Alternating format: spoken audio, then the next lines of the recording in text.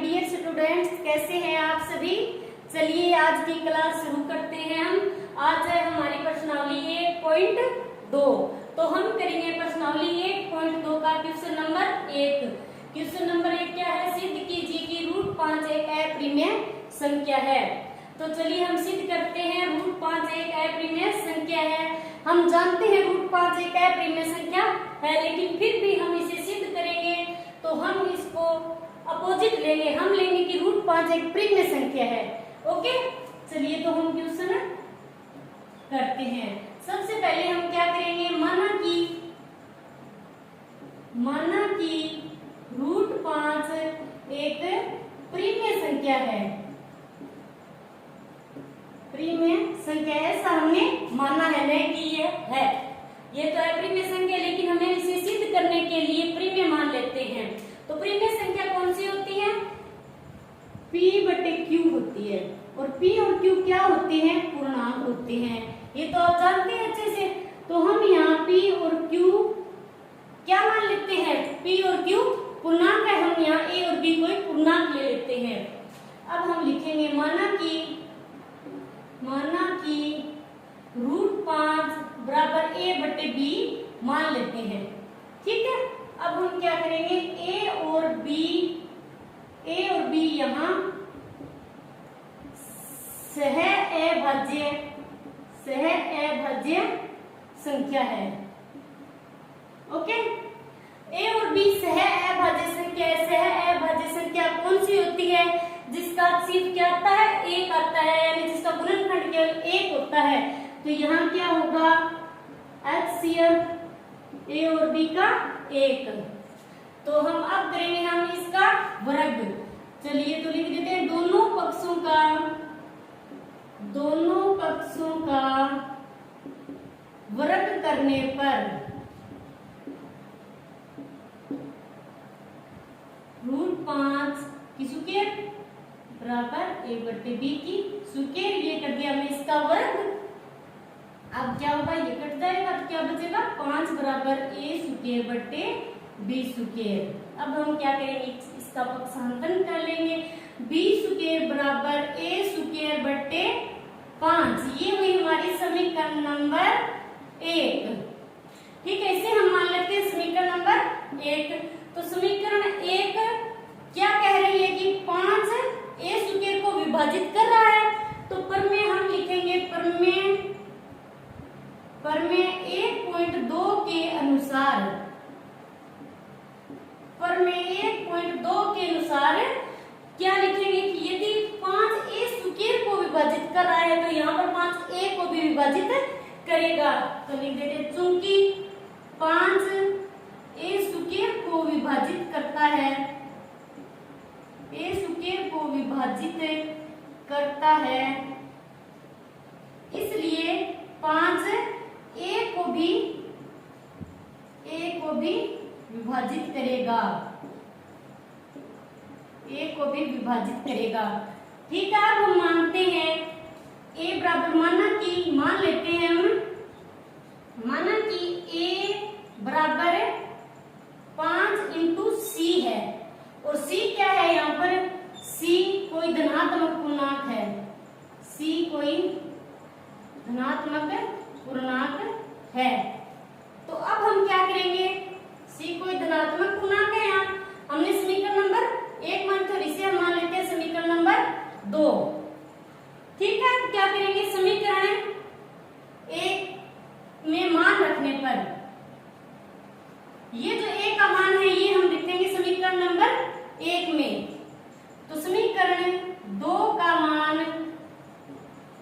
समीकरण 1 में रखने पर, समीकरण 2 का मान समीकरण 1 में रखेंगे तो क्या होगा, चलिए रखते हैं। समीकरण नंबर 2 है हमारी B² बराबर A²/5।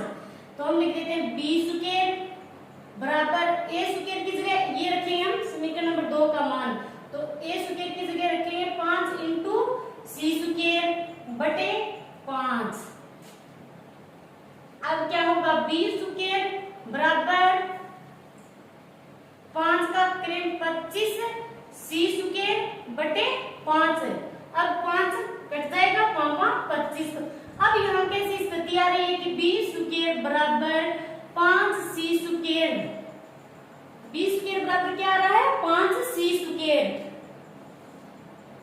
यहाँ कर देते हैं बचा हुआ क्वेश्चन।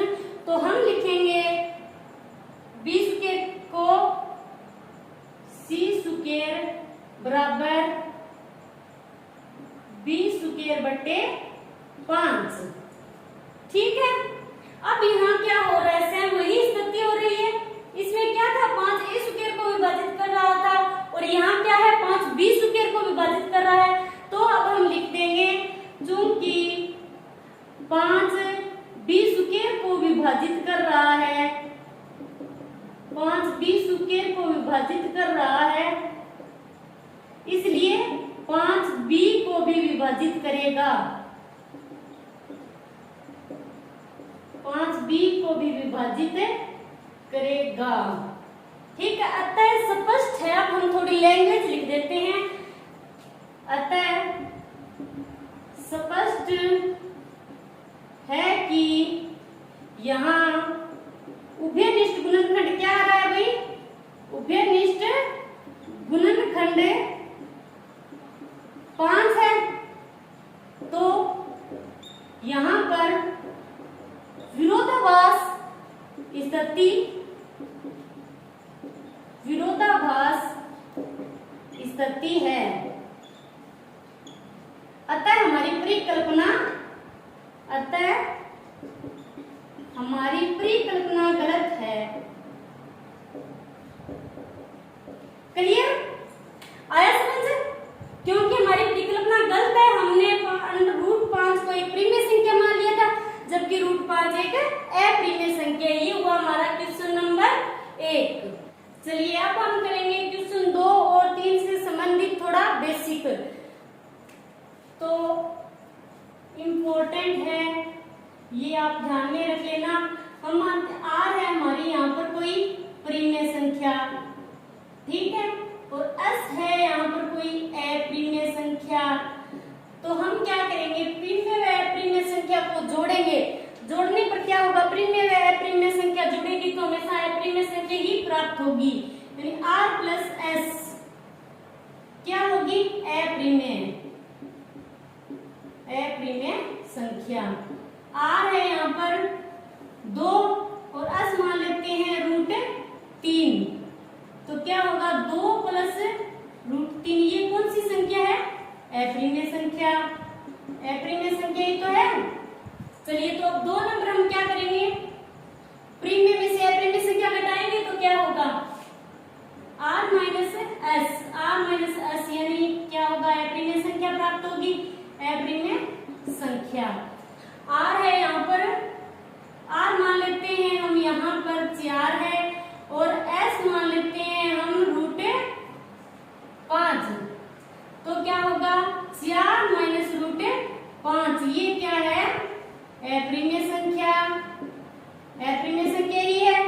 3 नंबर क्या है, हम गुना करेंगे, r इंटू एस का गुना होगा तो क्या होगी, अप्रीमिय संख्या प्राप्त होगी। लेकिन एक बात आप ध्यान में रख लेना, यदि शून्य ले लेंगे, यदि r हम शून्य लेंगे तो यह प्रीमिय संख्या प्राप्त होगी। तो शून्य से अलावा हम कुछ भी ले सकते हैं, शून्य नहीं लेना है यहाँ पर। तो r बराबर मान लेते हैं, r बराबर है यहाँ 3 और s बराबर है √2। तो क्या होगा, 3 इंटू √2, ये क्या है, एक अप्रीमिय संख्या है। 4 नंबर, r और s का भाग देंगे तो क्या होगा, यहाँ पर भी अप्रीमिय संख्या प्राप्त होगी, लेकिन r का मान 0 यहाँ पर हमें नहीं लेना है। 0 लेंगे तो फिर अप्रीमिय नहीं प्रीमिय संख्या हो सकती है। तो 0 के अलावा हम कुछ भी ले सकते हैं। तो r बराबर मान लेते हैं हमें 3 और s बराबर है √7। तो क्या होगा, 3 और √7। तो ये क्या हो गई हमारी अप्रीमिय संख्या। ओके, क्लियर इतना? आज की हमारी मैथ की क्लास हुई कंप्लीट। अब हम डेली करेंगे 5 क्वेश्चन करंट जीके के।